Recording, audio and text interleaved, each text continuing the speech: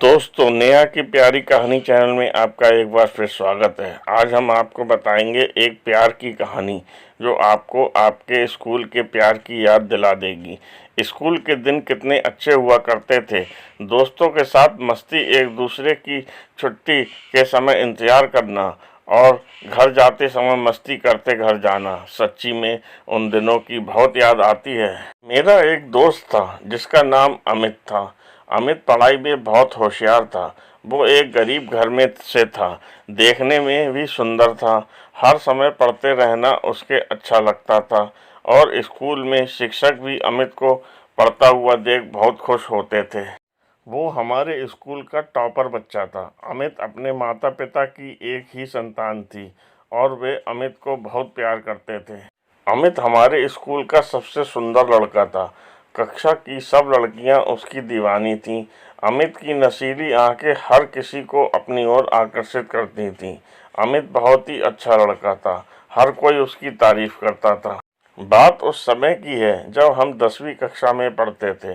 गर्मियों की छुट्टियों के बाद जब स्कूल खुलते तो हम सब ने स्कूल जाना शुरू किया था और पहले ही दिन अमित की टक्कर स्कूल में आई एक सुंदर सी लड़की के साथ हो जाती है। वो लड़की अमित को बहुत भला बुरा कहती है, लेकिन अमित उनको ही देखता रहा और मुस्कुराता रहा। जब हम अपनी कक्षा में गए तो आगे वो लड़की हमारी ही कक्षा में थी। दरअसल हमारे शहर से उनके पिताजी की बदली हुई थी और इसलिए अपनी 10वीं की पढ़ाई पूरी करने के लिए उसने हमारे ही स्कूल में दाखिला लिया था। उस सुंदर लड़की का नाम सोनाली था। सोनाली भी पढ़ने में अमित की तरह ही थी।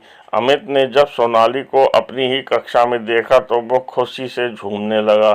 शायद अमित को सोनाली से प्यार हो गया था। सोनाली थी ही इतनी खूबसूरत। उसके लंबे बाल, बड़ी बड़ी नीली आंखें और उसकी वो मुस्कान हर किसी को अपना दीवाना बना रही थी। सोनाली को देखकर कोई भी उसका दीवाना हो जाए, इतनी मनमोहक थी वो। ऐसा लगता था जैसे कोई अप्सरा जमीन पर उतर आई हो। सोनाली में एक ही कमी थी, वह बहुत ही घमंडी और नकचड़ी लड़की थी। कक्षा में अमित का हमेशा ध्यान सोनाली पर ही रहता था और छुट्टी के समय भी गेट पर सोनाली का इंतजार करते रहता था।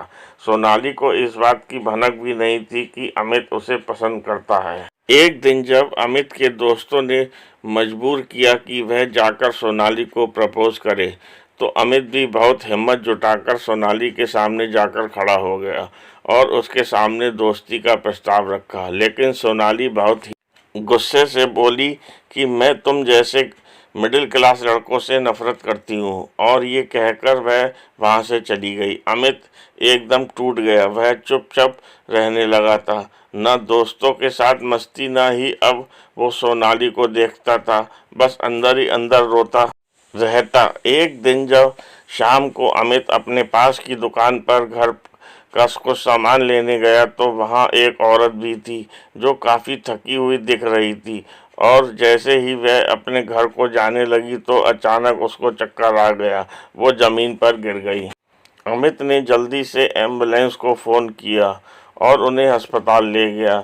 जैसे उस औरत को थोड़ा होश आया तो उसने अमित से कहा, बेटा, मेरे घर वाले परेशान हो रहे होंगे, उन्हें फ़ोन करके बता दो कि हम यहाँ हैं। अमित ने उस औरत से घर का नंबर लिया और फ़ोन किया।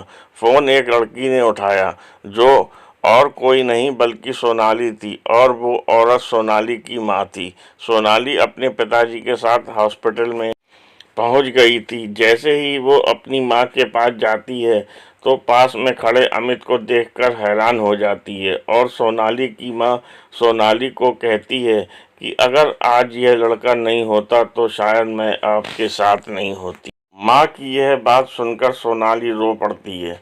अमित सोनाली के माता पिता को प्रणाम करके घर वापस आ जाता है।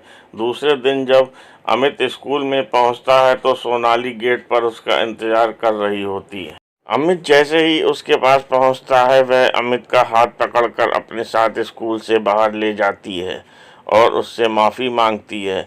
अपनी उस दिन की गलती के लिए अमित उसे माफ़ कर देता है। आज सोनाली उसे प्रपोज करती है और अमित हाँ कहकर उसे अपने गले लगा लेता है और दोनों एक दूसरे का हाथ पकड़कर स्कूल में जाते हैं। दोस्तों, इस कहानी से हमें ये शिक्षा मिलती है, जब आप किसी से सच्चे दिल से प्यार करते हैं बिना किसी लालच के, तो ईश्वर भी आपका साथ जरूर देता है। दोस्तों, मेरे वीडियो में इस कहानी को अच्छी लगे तो मेरे वीडियो को लाइक, शेयर एंड सब्सक्राइब ज़रूर करना। धन्यवाद दोस्तों।